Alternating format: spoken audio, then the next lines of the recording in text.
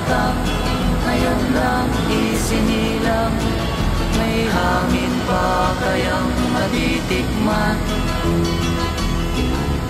May mga puno pa kaya silang aakyatin? May mga ilog pa kayang lalamuyan? Bakit di natin pag-isipan ang nangyayari sa ating kapaligiran?